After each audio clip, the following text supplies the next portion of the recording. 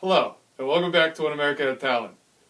Been off the air for a little while, mostly because of laziness, but we're back on, and it's going to be current and continuous.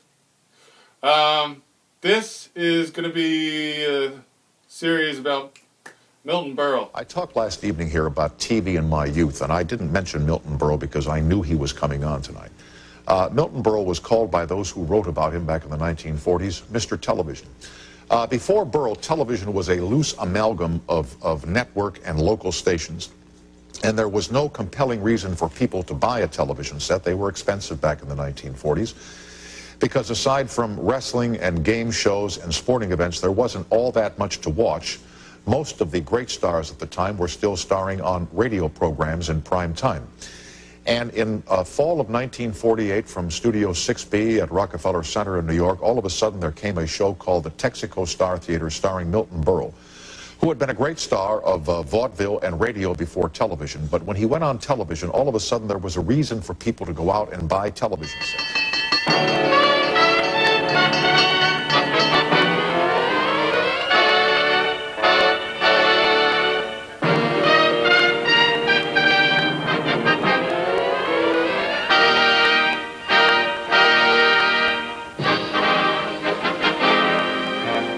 We're the men of Texaco, we work from Maine to Mexico. There's nothing like this Texaco of ours. Our show tonight is powerful, we'll wow you with an hour full of howls from a shower full of stars. We're the merry Texaco men, tonight we may be showmen, tomorrow we'll be servicing your cars. His program on Tuesday nights became so popular that restaurants closed in major cities, motion picture theaters shut down because everybody was watching Milton Berle. And as a matter of fact, in some towns and big apartment buildings, the water pressure during his commercials went absolutely to the bottom because everybody used the facility when Berle went to a commercial. For those of you who are too young to recall the golden days of the Texaco Star Theater and Milton Berle, I have some videotape from his archives, which he has graciously brought with him tonight. There was always, in his studio audience, there was always a woman who sounded as if she were laying an egg in the seats, and Berle always listened to her, picked up on this, and had a rejoinder. Here is Milton Berle at his very best. I'm glad. Lady, please. You got all night to make a fool of yourself. I only got an hour. Please.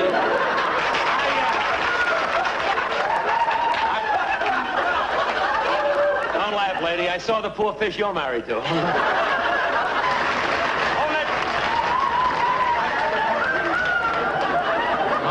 I look like Laurence Olivier. You look like Chop Livia.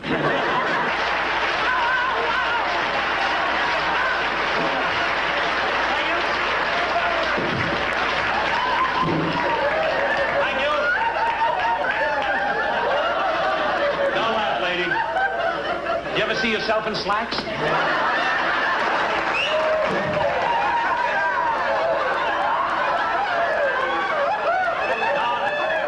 Lady. Now you know what you look like when you get up in the morning.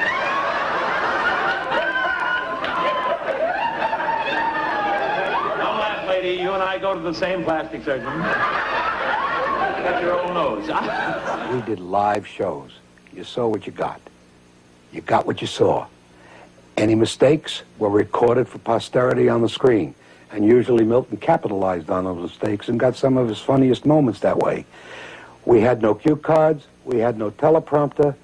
It was rehearsed in a week. It was a weekly hour comedy variety show with music and sketches and general pandemonium. How did he spin the door? I don't know what I'm talking about. How did he foul? We forget about it. And I'll tell you, when I forget a joke, we're in trouble. I want to have soup. Soup. Go through the door. Go through the door.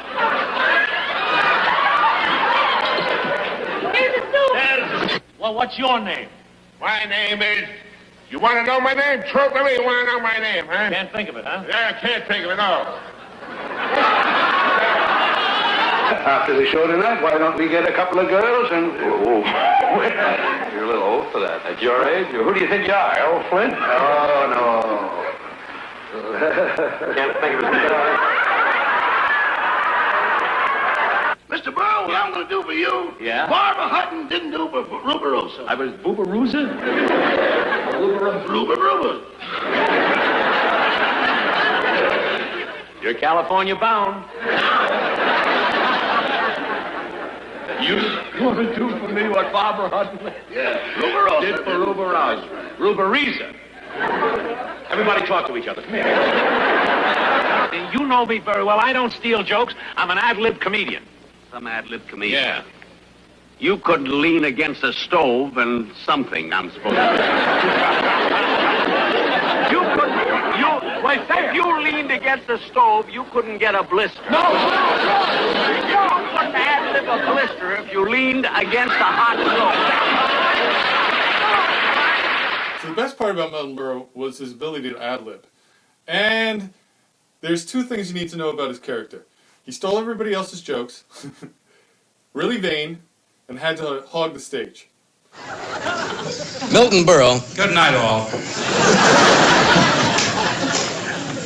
has been the model for countless comedians, and I'm proud to admit that I was not one of them.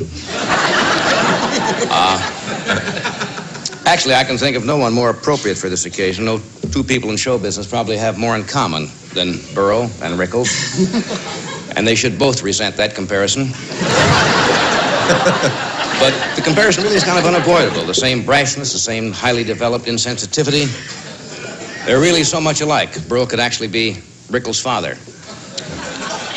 No, he's old enough. He's also careless enough.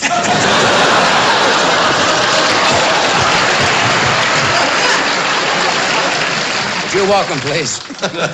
Mr. Television, Milton Berle. Seeing this tonight, I don't know if it's a testimonial for Rickles or a mercy booking for Youngman.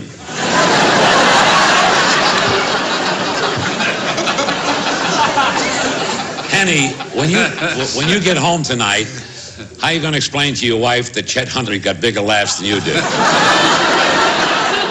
I'm only kidding, Henny.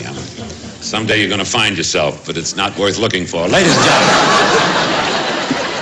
I must say, I enjoyed Dick Cavett, and I heard that he used to write jokes for Johnny.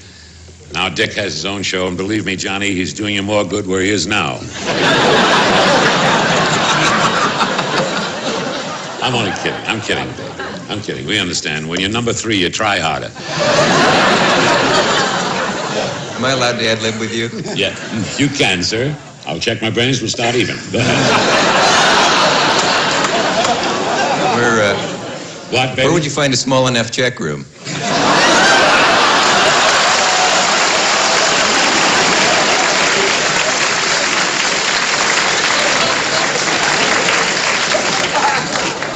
Oh, yeah? But, ladies and gentlemen, enough about these stars. I didn't come here to talk a lot about these talented people. I came here to talk about Rickles. This young man, this illegitimate son of Heinrich Himmler. Why are we giving this White Panther a dinner? Why is he sitting up here with all of us biggies? You can use it.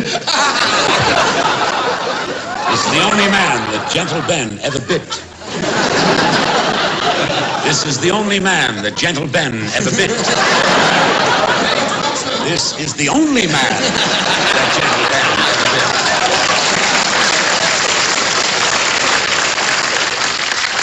This is the only man that Gentle Jen ever bit. Oh, by the way, before the Jack, will you look at me when I speak to you? Sorry to wake you up. I'm sorry. I'm looking. Go ahead, talk.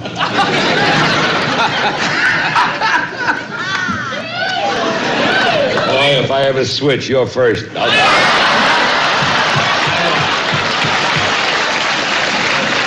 I want to say this. You switched and I wasn't first.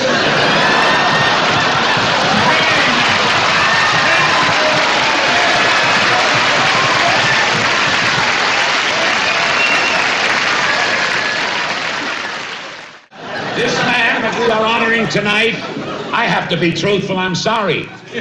Gives away nothing. Nothing! I'm getting mad now. Oh, are you? Yeah, okay.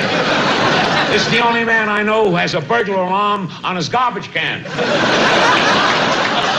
Every night he waits until Mary falls asleep and then turns off her side of the electric blanket. When Benny pays for his own dinner, he thinks he's treating. No, I don't want to stay on too long. But let me conclude my portion by saying, Jack, honestly, it's really a great pleasure to be here. Everything I've said about you, Jack, and everything that everyone has said about Noah is in jest and in fun.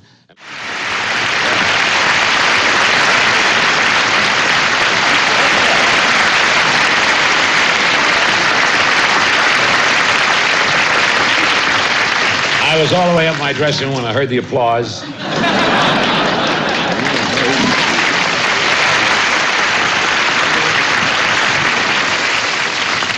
It's wonderful to be appearing on Milton's Telethon. And now, ladies and gentlemen, I would like to introduce a very, very wonderful act, and I've been trying to think of a very wonderful way to introduce him, and the only thing I could think of is right now, well, let me put it this way. There's an old saying. And if it's an old saying, Berle, you said it. I was Henny Youngman up there. Look at that. What is this? Henny Youngman. Henny, I'm very, very happy. Very, very happy to see you here, but please, there happens to be a show going on here. Hey, Berle. Yeah, what is it? What's going on behind that curtain? Nothing. Well, there's nothing going on in front of it. Well, Youngman, if you want to ad-lib with me, I'll check my brains. We'll start even. Hey, Berle. Yeah, what is it? Why don't you do what George Murphy did? What George Murphy did? What do you want me to run for Senate? No, get out of the business.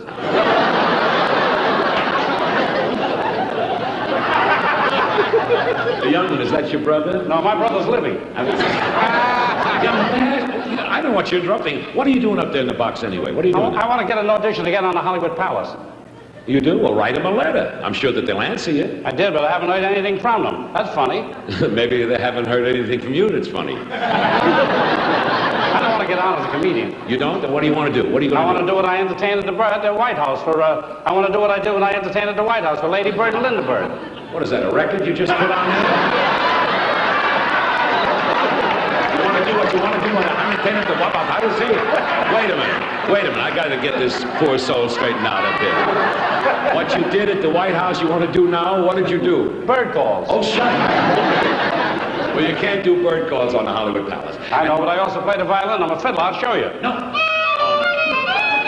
Jenny, please, hold it. Not here, please. Now, if you're a fiddler, go up on the roof and play. Say, Berle, do you believe in the hereafter? What? Do you believe in the hereafter? Yes, I do. Well, hereafter, do some better jokes, will you? Look, Youngman, if I wanted to be insulted, I could go home and read my fan mail. It's Folks, keep sending in those postcards. You top me. That's because I got a great delivery. Yeah, you do. It belongs on a truck. You see, now that's a funny line. Yeah, it always was. You're just jealous, all these people, Youngman, because I've got away with a joke. You got away with a lot of jokes. Shut up! Quiet! Yes, isn't it? Now, let's stop it, please. Now, let's get one thing straight for all these nice people. I don't have to steal jokes. I happen to have a funny bone. Well, wear a hat. Nobody will notice it. That's not what I mean. I mean, I know the secret of comedy. You sure know how to keep it a secret. Okay, I'll prove it to you. Did you see my last Palace show? I hope so. All I'm trying to say is to these nice people, the last time that I played the Palace, you could hear them laughing across the street. What was playing over there? All right, enough. Come on, Please. Let me play the violin in your show. I appeal to you as a friend. You don't appeal to me as an enemy. Now, please, play the violin. Let me hear Well, it. if you let me audition, I'll show you my appreciation. I'll give you anything you want. You want a box of cigars? I don't smoke. You want a bottle of liquor? I don't drink. You want a bottle of cologne? I don't smell. And shut up. All right, Youngman, if you want to, I give up. You want to play, would you like to hear him play one chorus of a song? Get him out of here.